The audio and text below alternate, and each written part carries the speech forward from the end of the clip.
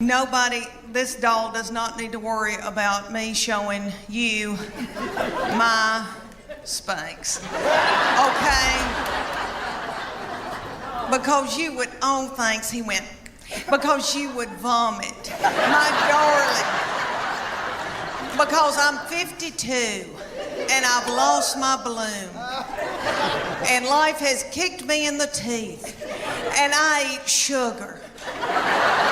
And white flour to push down my emotions, to keep from getting hooked on whiskey. Thank y'all so much for coming out tonight. Thank you. I've always loved Chattanooga because my best friend lives here, but also now I have something very special. My 22-year-old baby lives here now in Chattanooga. And she works for Make-A-Wish, East Tennessee. And you may have seen the video that Trish was talking about that's got over 15 million views, and I talk about her being mean. It's just to me. She's just mean to me, not other people. She holds it in so she can spew it out onto me. But she knows she's very sweet and very precious, and she's been backstage with me. But no, I'm not going to show you my Spanx, and you better be thankful I don't have on my Soma panties tonight. But my Spanx is like folding down over my stomach as we speak. I have my husband and my 3 grown children. I have a 25-year-old boy that's married to a darling little girl. And then I have my 22-year-old daughter, and then my 20-year-old daughter, and she's still in Knoxville with us. And so these children grew up and left me with their daddy. And he is so not fun. And so he doesn't chat. And so I'm just at home talking to myself. And we've got 2 beagles, and we miss these children so bad that we just sit and kiss them in the mouth. So I'm trying to adjust to just being with their daddy, and so I bought him tickets to go see Def Leppard and Journey.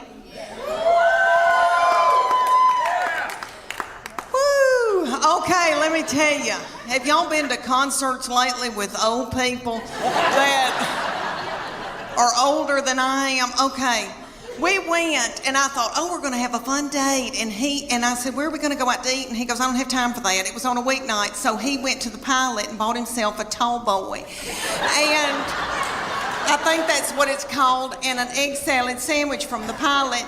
And so I didn't get to eat, and I was so hungry. And it dawned on me at a concert. You know, when I was 20 and I'd go to a concert, I was at University of Tennessee, and so I'd go to Thompson Bowling. And I'd wear a crop top. And I didn't care about eating. I wasn't hungry, you know. I was thinking what boys were going to be there, and I had on little bitty breeches. Because I still had a metabolism and my thyroid was acting right. Okay. So we go to Def Leppard and Journey, and everybody there is our age. And everybody's worried about the snack bar, first of all. And I was too. And I was so hungry, and I noticed that people had big Diet Cokes, like big buckets of Diet Coke, and were sucking on those big buckets of Diet Coke while the concert was going on. And every once in a while, somebody would stand up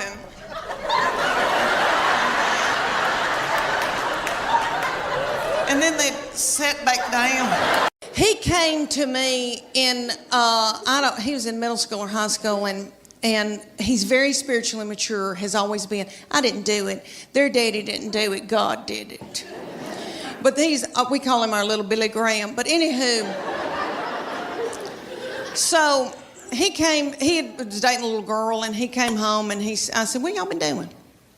And he said, we've been watching a movie, and we were kissing. I said, oh, that's normal.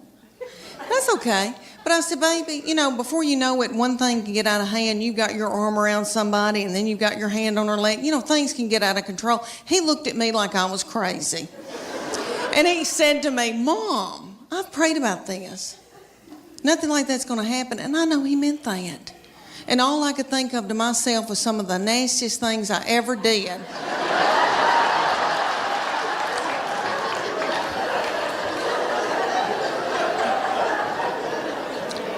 Was at the Adams United Methodist Youth Fellowship.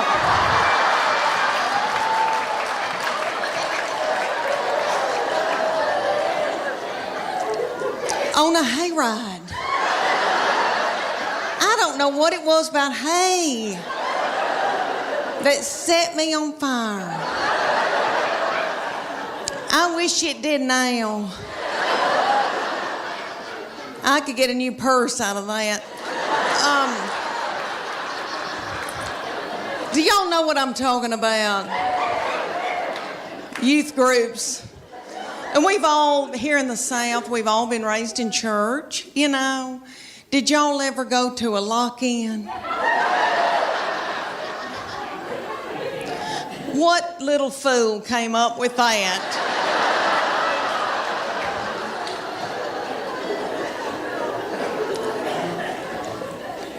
Y'all know that it was some precious little woman maybe, and they were like, they were in a committee meeting, and she was like, oh gosh, y'all, we need to come up for something for all the hormonal teenagers. I know. We'll put them in the church building and lock the door and turn the lights out and leave them there all night. Maybe somebody will end up pregnant.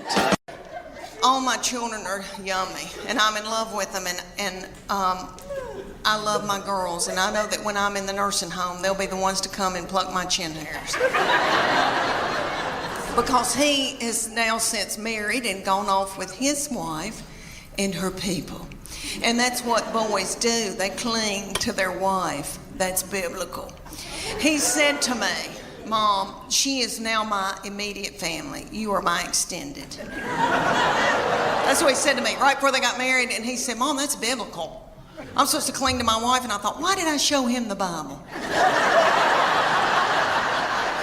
Well, he has always been spiritually mature. We call him our little Billy Graham. My husband and I, we didn't do it. God did it. I'm full of sin. Okay. I've been washed in the blood, but I've been a horrible, horrible person. Not too bad, but okay. So this baby has been just like an old man all of his life. Let me give you an example. He had a little girlfriend in high school, and he would go over to her house and they'd watch movies. And he came home one night and he used to tell me everything. And I said, what y'all been doing? He said, well, we've been watching television and kissing on the couch. And I said, okay, baby, okay. That's all right, that's normal. But I said, before you know it, you've got your hand on somebody's leg, your arm around, and things can get out of control. And I just say, slow it down. He looked at me like I was crazy. And he said, Mom, I've prayed about this. Nothing like that's going to happen. And I know he meant that. And all I could think of to myself was some of the nastiest things I ever did.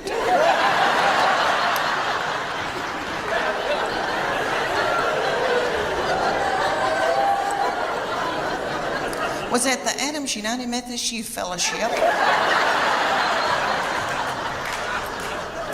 on a hayride.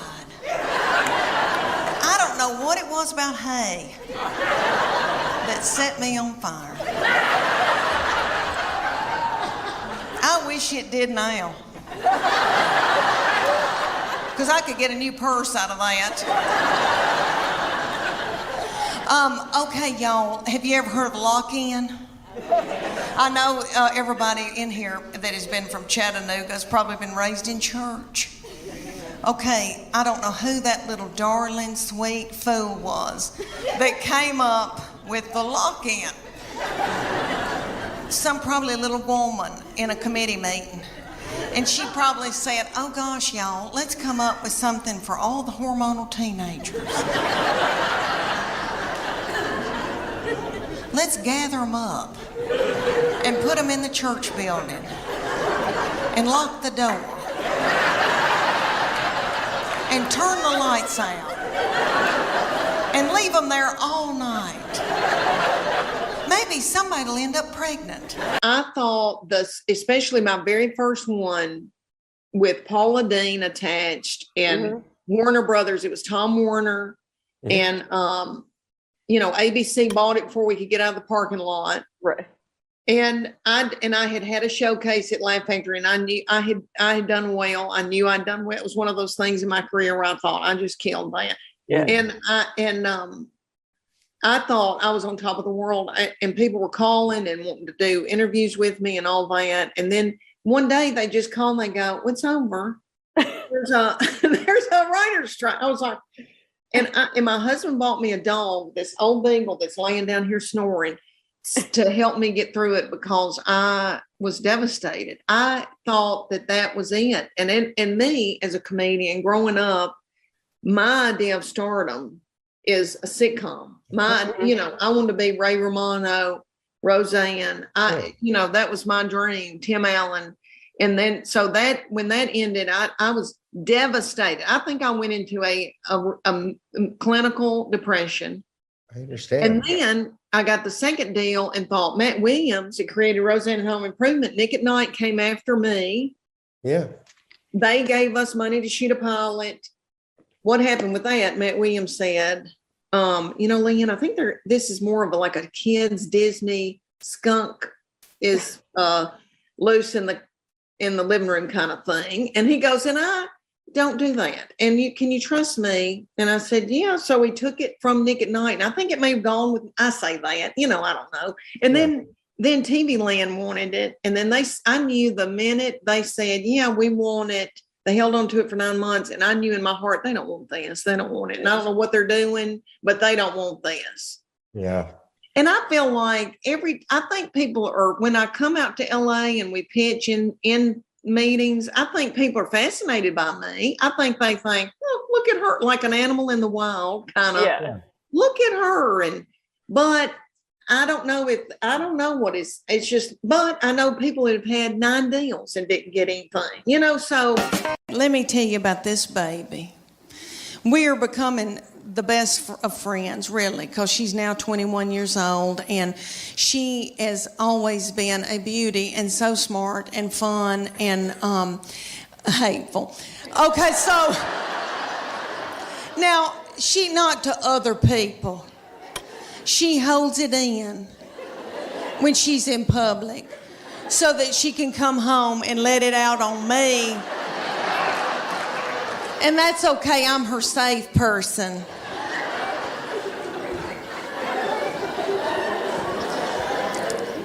And I believe that God allows this when your children get in about, junior and senior in high school, because he knows that you're grieving, because they're gonna leave. And he knows that you're gonna take to the bed over it. So their junior and senior year, something happens. And they change on you. And they get to be the meanest people you've ever been around. So by the time they're ready to leave, you kick their crap out onto the curb. Her junior year, this started, okay, the very breath that I breathed out of my nostrils made her so angry.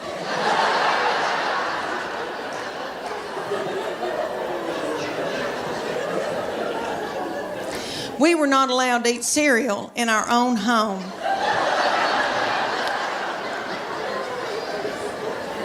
Because she couldn't stand to hear us chew.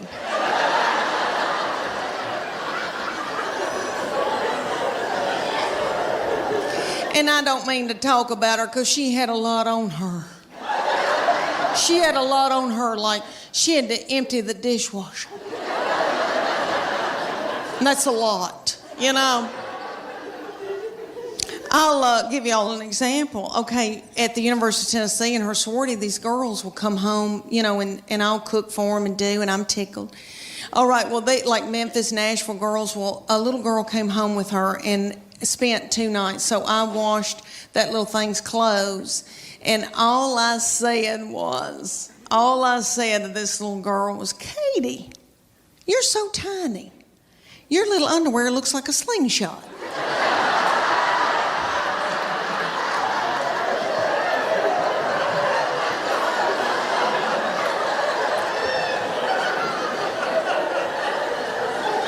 That little girl thought it was funny, and my baby went.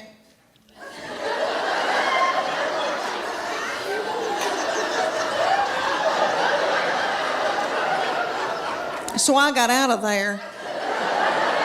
So when that little girl left, I came back in, I went, what's wrong with me saying that her little panties look like a slingshot? I wish somebody'd say my panties look like a slingshot.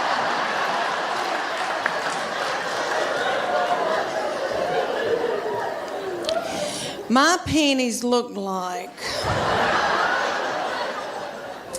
Have y'all ever seen Mel Gibson in Braveheart? You know when they pull that big ball out and that thing looks like it's a catapult. They pull that big ball, fling it and kill a bunch of children with it. That's what my panties look like. Do y'all know who owns Victoria's Secret? I used to buy my panties at Victoria's Secret, but they started cutting me in two. All right. Do y'all know who, seriously, do y'all know who owns it? Satan. Okay, so I'll never forget the day that I found out about her, and I feel terrible about it now. But I was overwhelmed. I knew something wasn't right. I didn't feel good. I thought, oh my gosh, surely I'm not pregnant this quick, this soon. And you know when you got to know something, you got to know it right then. I had no right then. I grabbed up my 2 babies and diaper bag and all that stuff you take with you everywhere you go, and I went to the Walmart in the foothills of the Appalachian Mountains. And I bought an EPT pregnancy test, and I took it in the stall at Walmart. And I tinkled on it. And my 3-year-old boy looked at me, he said, what, is it positive?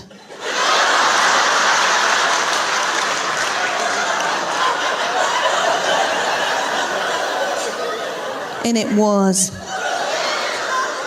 So I drove home just as fast as I could, and I called my husband at work. And I said, you're trying to kill me, aren't you? With a slow vaginal death. Is that what you're trying to? Well, you're not going to. You better get home right now, because I'm going to walk out in the woods and let the animals eat me.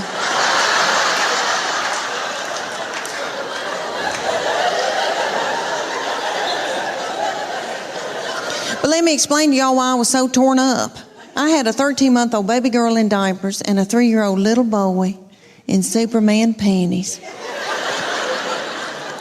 with doo-doo balls falling out.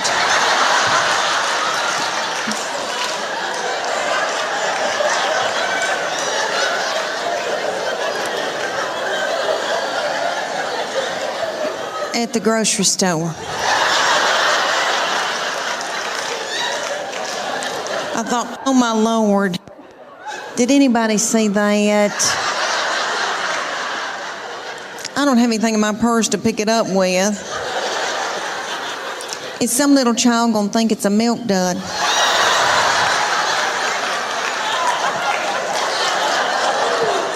Let's just keep on moving, everybody. Just keep on moving.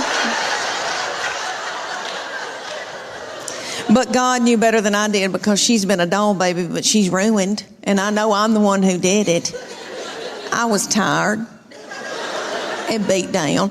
So, anybody here who has more than 2, you know, good night by that 3rd and 4th one, you got to let them do what they got to do, you know.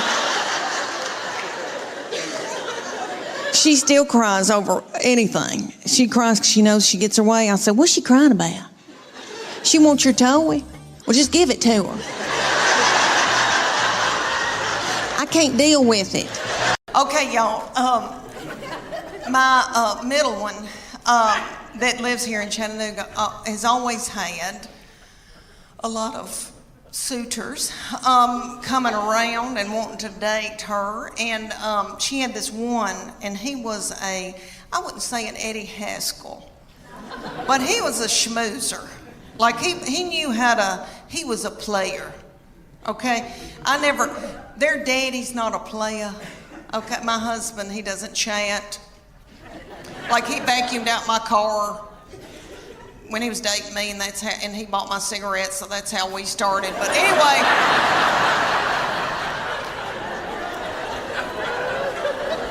it was the 80s. But anyway, the young people call it playa, some fast-talking boy. She had this fast-talking boy coming around, and he would say to me things like, "Miss Morgan, you look beautiful today." And I was like,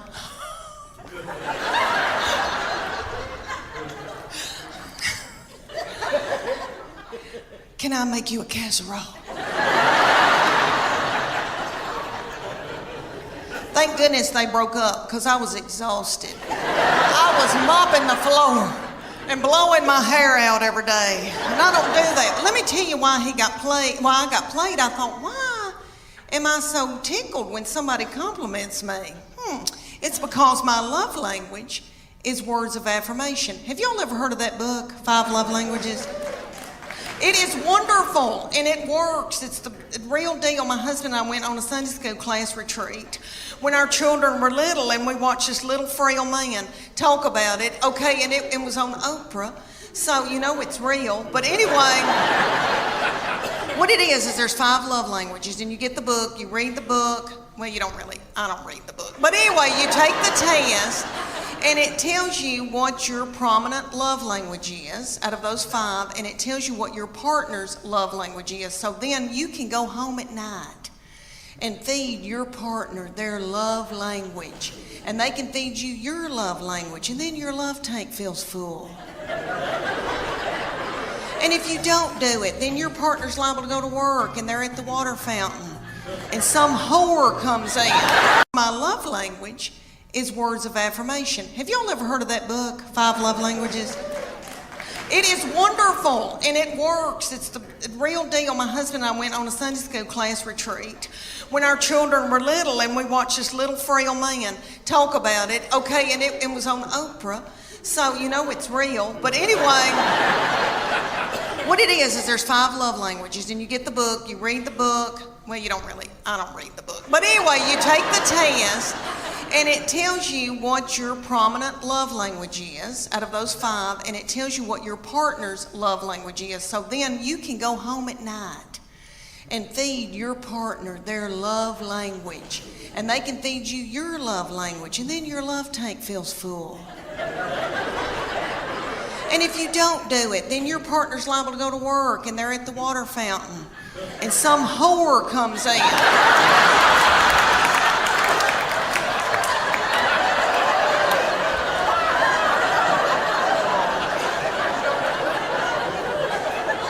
And feeds their love language, and then they feel a tingle, and then Satan swoops in. Y'all know where I'm going with that?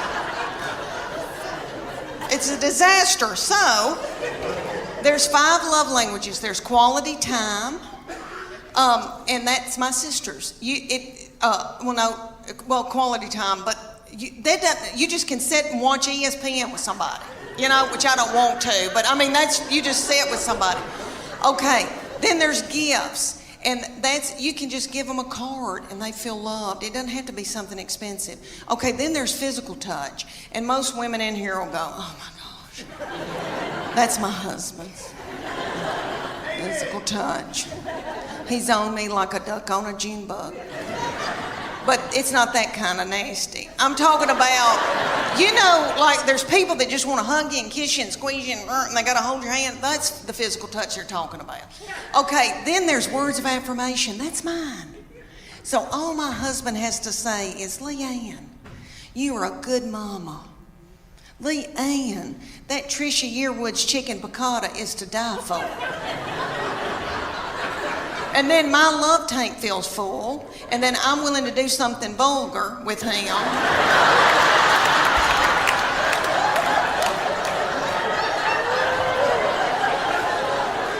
And then he gives me money to get my hair highlighted. So you see how it all works out. So his love language, the fifth one, is acts of service. So I have to go and build a set of shelves in the garage for him to feel love. Well, all over the United States, they've got this thing called competition cheer. And it's kind of like, if you don't know what that is, it's kind of like Honey Boo Boo meets the Olympics, really. It's gymnast. They're gymnasts. And there's one in Knoxville called the Sharks.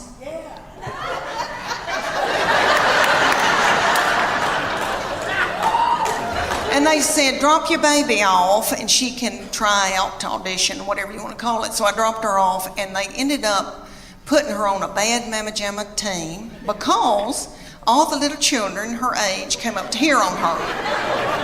And somebody's got to throw them up in the air.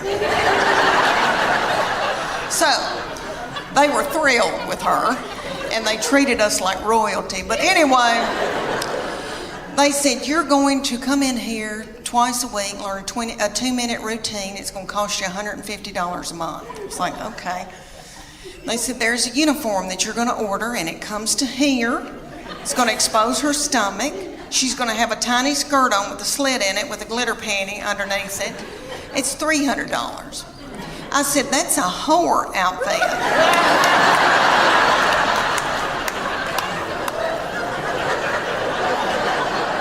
And it came with its own bag of whore makeup. So that all the little children could look alike. And they said, y'all are gonna travel to faraway lands and compete against other little whore children.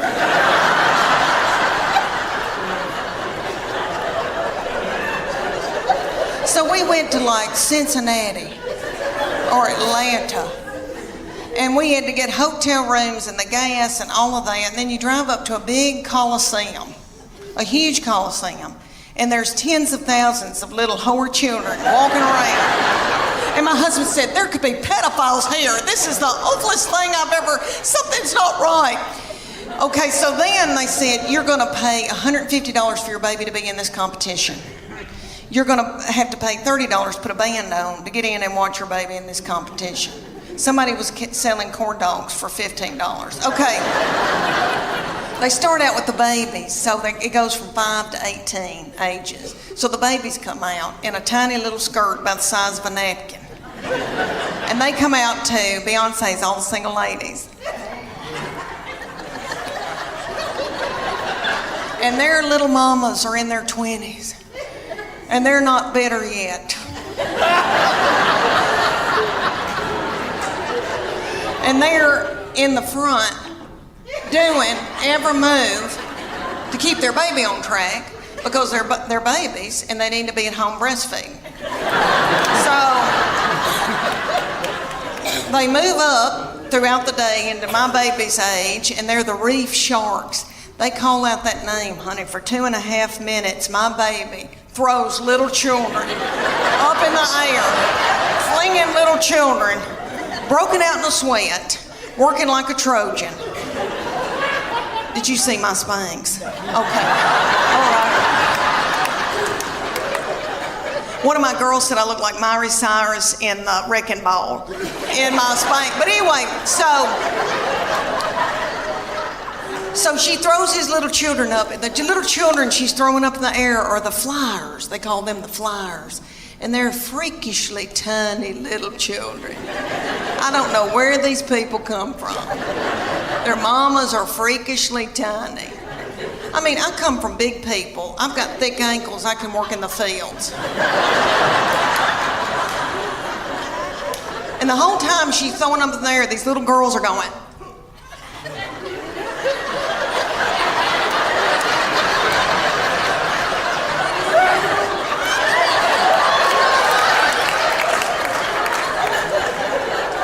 Nobody knows why, really. So at the end of the routine, after the 2.5 minutes, the finale, everybody hunkers down on the stage, puts their forehead on the stage, and my baby is the finale. She pops up and has a little child's foot in her hand and holds that child's foot. I would put it all the way up, but my dress is tight in the back. But anyway, she holds this little child up over her head. Are y'all listening to me? I mean, it was a big deal.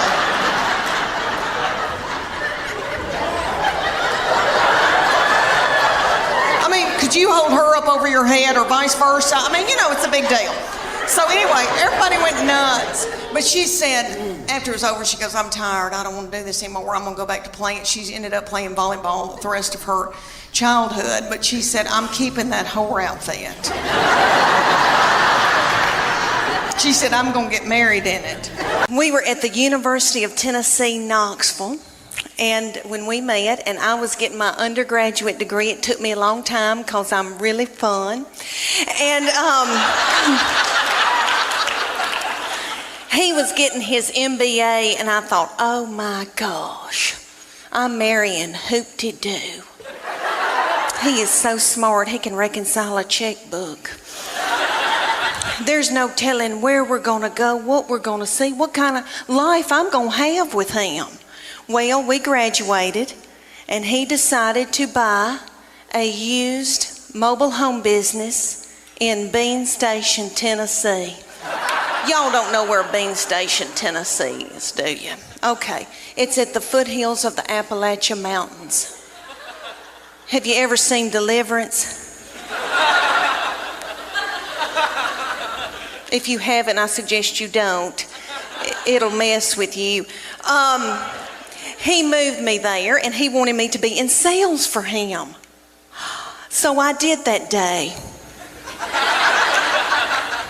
Till I saw a family drive up in a Gremlin with the window out and a 9-year-old smoking a cigarette. She lit it off of her meemaw. And so I went home that night and quit that job, and I got pregnant. And I had 3 babies in 4.5 years. Whew, it's right, it hurt.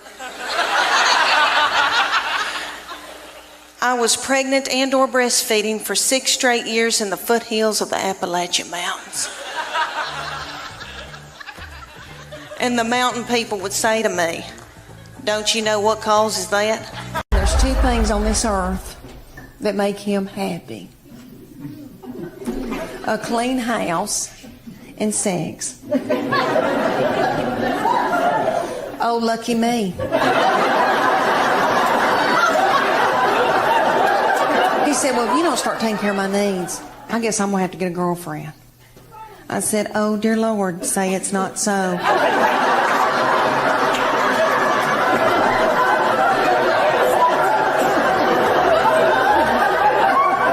I said, well, make sure that she's stout and that she can mow, because I need some help. Years ago, when it first came to Knoxville, I was traveling with Paula Dean. And she had these bodyguards that looked like movie stars. And I said, what do y'all do? And they said, CrossFit. And I said, well, I want to do it. Well, me and my friend, Church of God, Becky.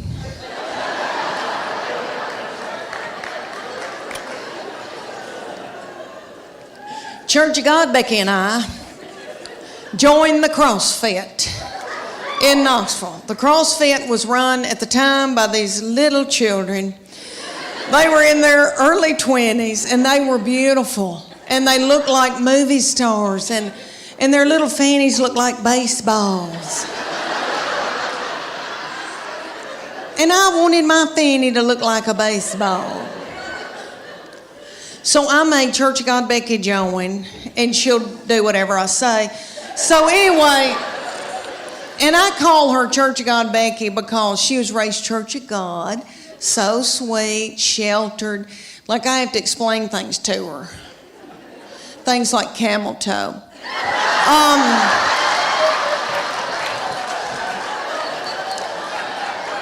So we first get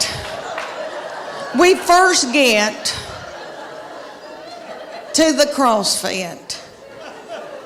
And if y'all don't know what CrossFit is, it's military moves like push-ups, pull-ups, burpees. I hate a burpee. Okay, all these things, they would put like a tractor tire in the parking lot, and they'd set little Becky in it, and I would pull Becky across the parking lot. And she was holding her purse.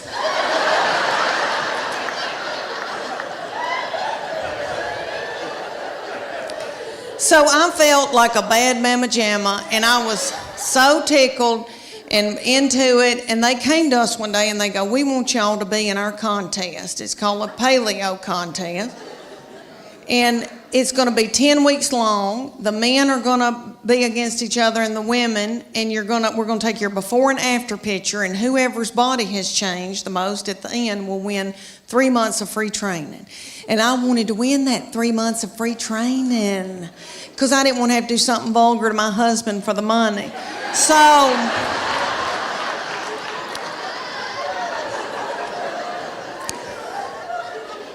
So we're going along, and one day they just pop up and go, okay, it's picture day. We're like, what? And they said, okay, take your top off and leave your exercise bra on and your spandex, your yoga pant, and we're going to take your picture. Well, I didn't want those young boys to not ever want to marry and have children.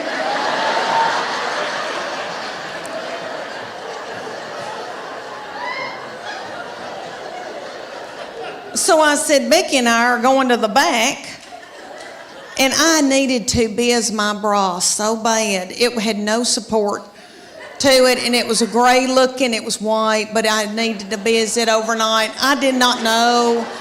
Anyway, we go back to the office, and I'm going to take Becky's picture, and she's going to take mine. And Becky went. And I said, what are you doing, Becky?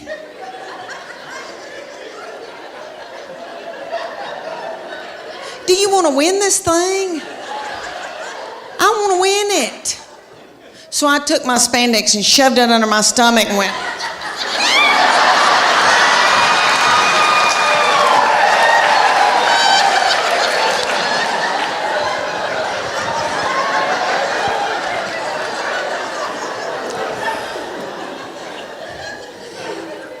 That picture is on the internet.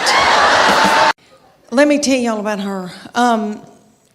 I have treated her different from all the other ones, honey, because, all right, everything that she'd do, like she'd start crying when she's a baby, because babies, you know, the third, fourth, and fifth, you know, they cry, and you just let them. And I'd be like, what's she crying about? She wants your toy? Well, just give it to her.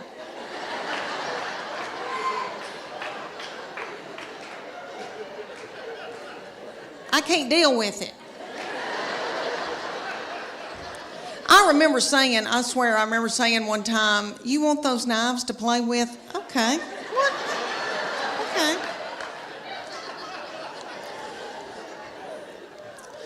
When she was at getting her driver's license, so different from when the first one got his. Honey, he got his, and we were so strict with him.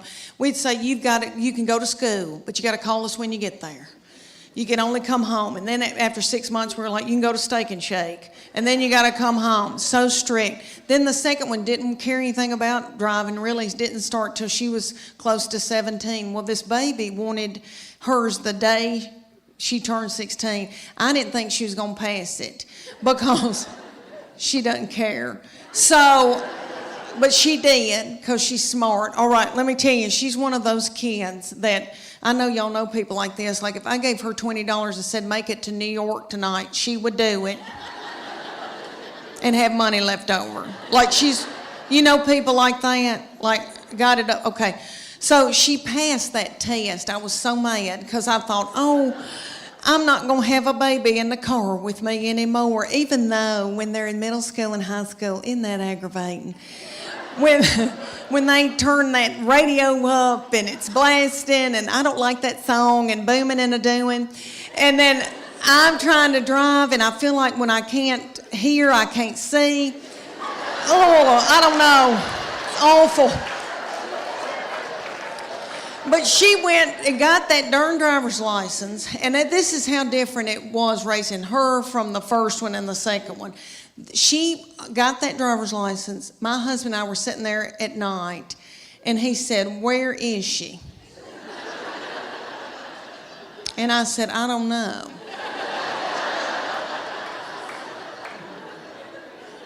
And he said, does she have any money? And I said, I don't know. Nobody ever said another word. I'm in love with my girls. I'm in love with them, and they're my best friends, especially as they get older. And I know that when I'm in the nursing home, they'll be the ones to come and pluck my chin hairs. But he has been from heaven. Okay, it's so wonderful. All right, well, he got married in September, and when he started bringing his wife around us, he would say to me, "You have a terrible look on your forehead." And I would say, "What? I don't know what you're talking about." But he said, "Mom, she's my best friend, and I want to marry her." They met in college at Bear.